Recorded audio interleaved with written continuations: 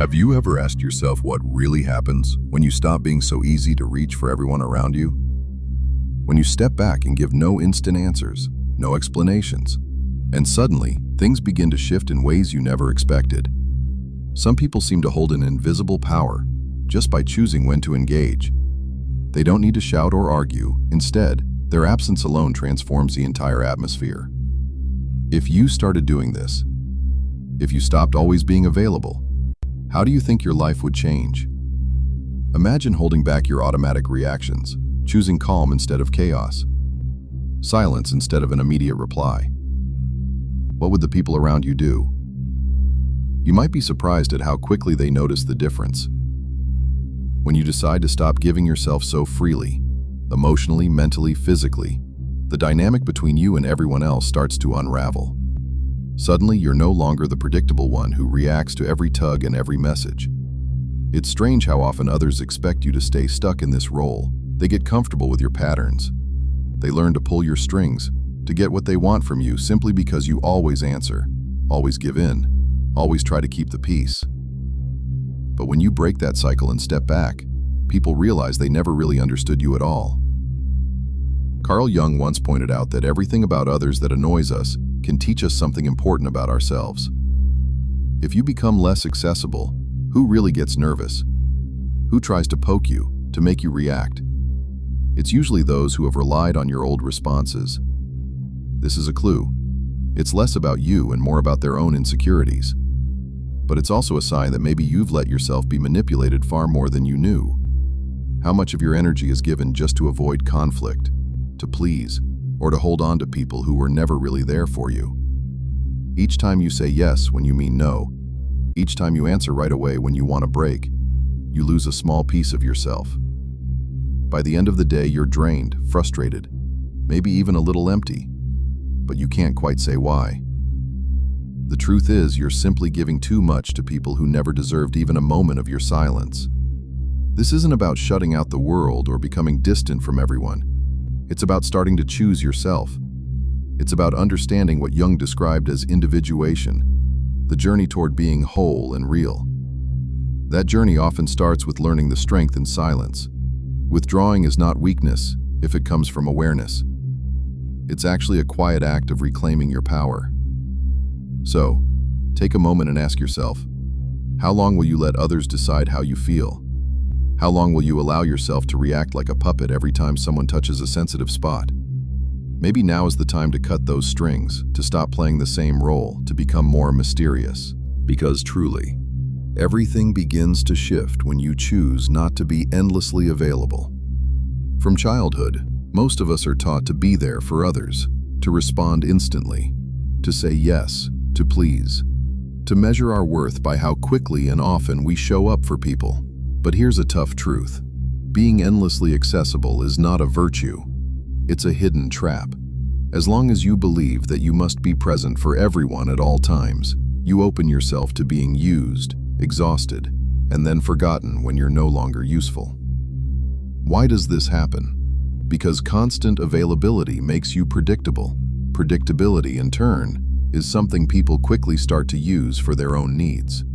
It's like becoming someone's personal emergency button. They press it whenever they want comfort, validation, or entertainment, then set you aside until they need you again. And you might not even realize this is happening because you've been led to believe that always being there for others will make them be there for you. But reality doesn't work like that. Jung talked about the persona, the mask you wear to win approval, love, recognition. And this mask is what keeps you overextending yourself. You say you're fine when you're not. You reply to every message, even when you're overwhelmed. You explain and defend yourself, almost as if you owe everyone a part of your life. But the more you live for others, the more you fade from your own life. Always being available is a quiet way of abandoning yourself. It's a hidden attempt to win acceptance and avoid rejection, but that chase comes at a real cost. The cost is your inner calm and your limited, precious energy. Those who insist on your constant availability aren't interested in you. They want the feelings, the comfort, the distraction you provide. Set a boundary, stop reacting, and you'll quickly see irritation and complaints from those who benefited from the old dynamic. They'll say you've changed, but really, you just stopped being useful to them. Here's the hard part. The more accessible you are, the less people value you. When something is always there, it's taken for granted. People rarely respect what they don't have to earn. So take a breath and consider, who truly deserves your time and attention? Who deserves the best of you? And maybe more importantly, who has earned the right to miss your absence? But before you can answer that, it's important to explore a deeper question. Why do we so often give in? What drives that need to explain, to please, to react? Jung had an answer. He called it psychic energy. Your energy is all you really have. If you don't protect it, someone else will use it for their own ends. If any of this resonates, now's a good moment to hit subscribe and like the video. It really helps support this channel and lets you keep growing with this content. Jung didn't see the mind as a machine that just reacts without consequences. He believed our minds are more like energy systems, with every thought, feeling, and action draining a little bit of that energy. The question is, are you choosing where your energy goes, or is everyone else choosing for you? Every impulsive reaction spends a bit more of your energy. Think of those times you argued back just to defend yourself, or answered a message just to avoid being misunderstood, or agreed to something just to keep the peace. All of these are tiny leaks in your energy reserves. Jung's wisdom was simple. What you resist persists. The more you react, the more you become tied to those reactions. If you're always tired, always depleted, it doesn't mean you're weak. It just means your energy is being spent in the wrong places. And what happens to people who are always exhausted? They become easy targets. The world is filled with people who can sense when you're running on empty, when you're too quick to react, too eager to fix everything. And those people take advantage. A healthy mind, according to Jung, is one that knows how to hold on to its energy. That means saying no without guilt. It means sitting in silence without feeling weak. It means waiting before responding, observing before acting. Real strength is not about being reactive. It's about choosing when and how to act, and only after you truly know yourself. How many times have you replayed an argument in your head, lost sleep over a conversation that didn't end well, obsessed over what you could have said, or why someone treated you a certain way? That's energy being wasted on things that don't bring you anything in return. When you let old hurts and conflicts live on in your mind, you're keeping ghosts alive. You feed old dynamics just by reacting. But psychic energy can be like a force field when you learn to protect it. Walk into a room with your energy intact, and people feel your presence even if you say nothing. Mismanage your energy, and you become invisible, fragile, and easy to push around. The world has little mercy for those who always give in. So start noticing what makes you react without thinking. Where does your energy leak out? These are the points where you need to work, not to become cold or uncaring, but to become careful with yourself and your strength. Jung discovered something powerful. Conserving your energy breaks the patterns others try to put on you, and that shakes people up, because now they can't play the same games. They can't rely on your old reactions.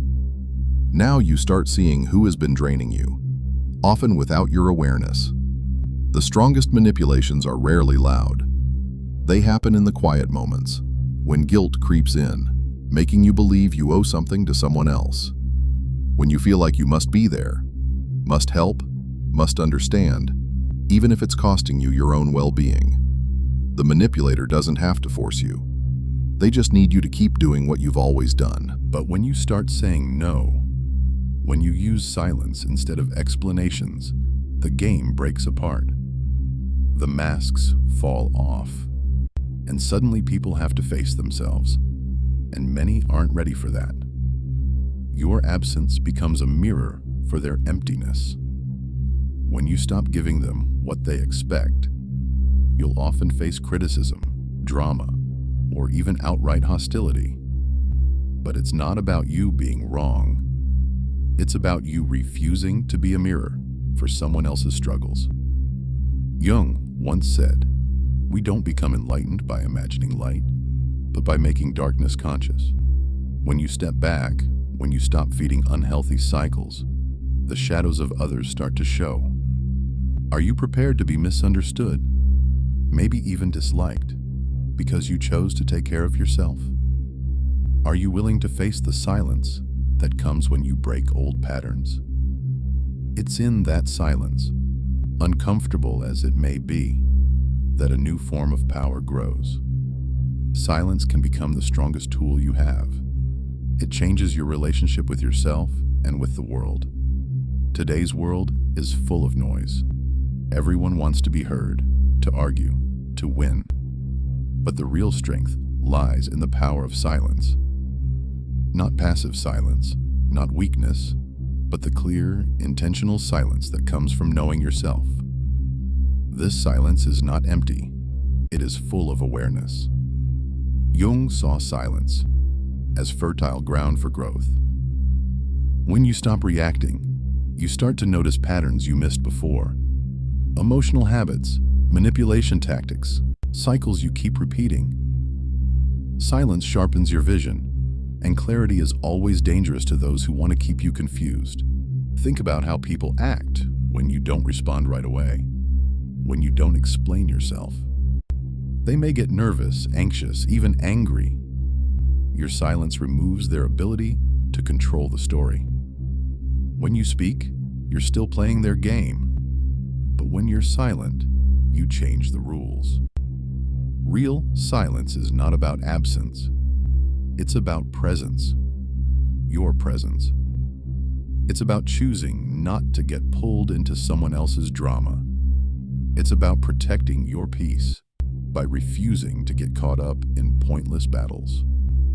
Jung believed that becoming yourself, individuation, requires this distance, because only in silence can you truly hear your own voice.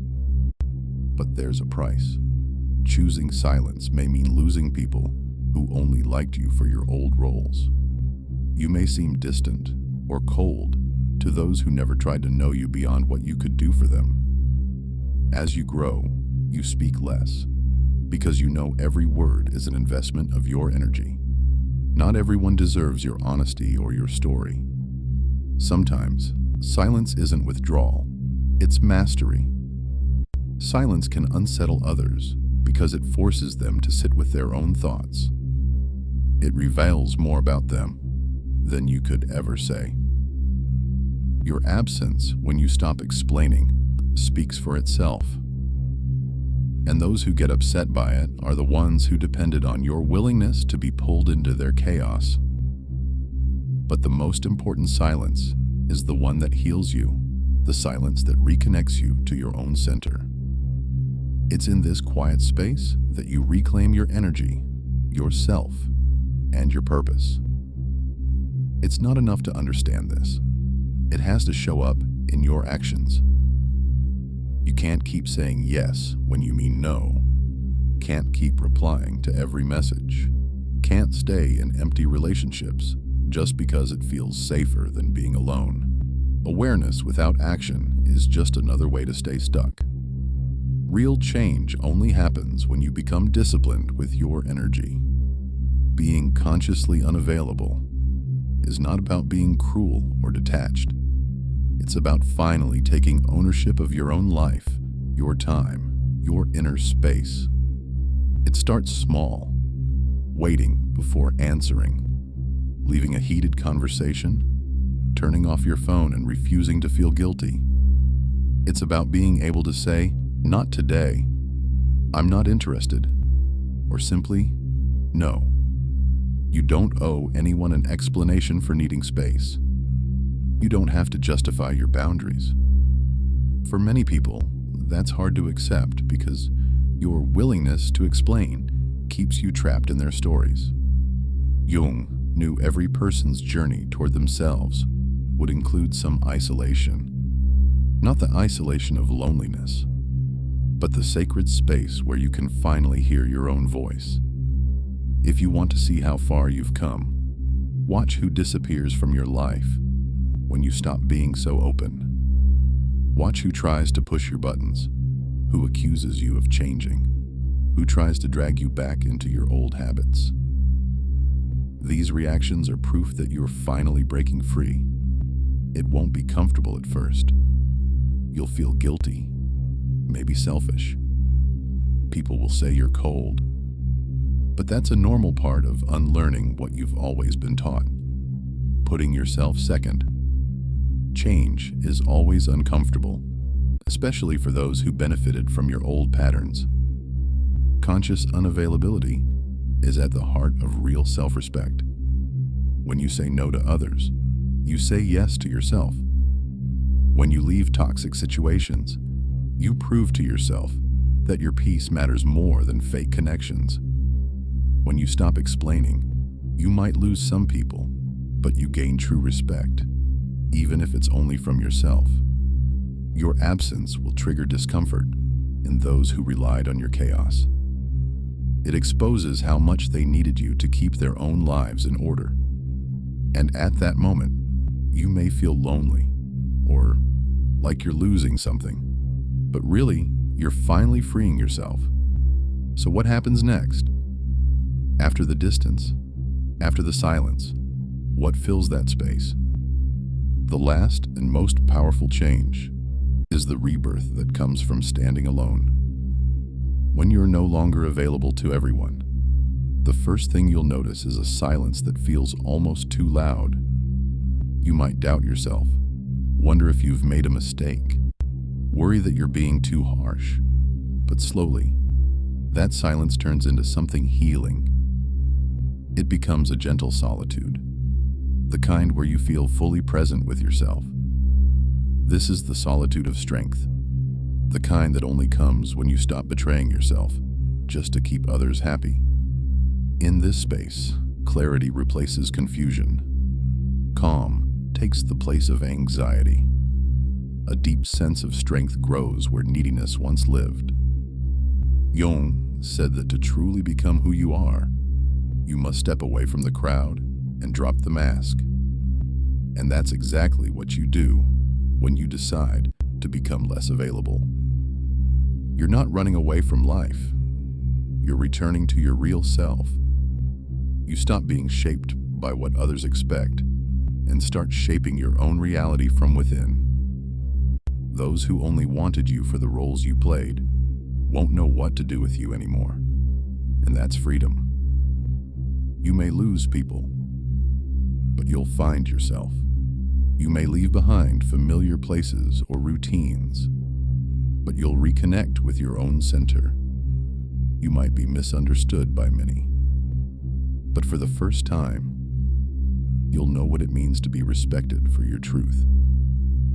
When you're not available for anything and everything, you become valuable, rare, and unforgettable. This is not the end, but a beginning.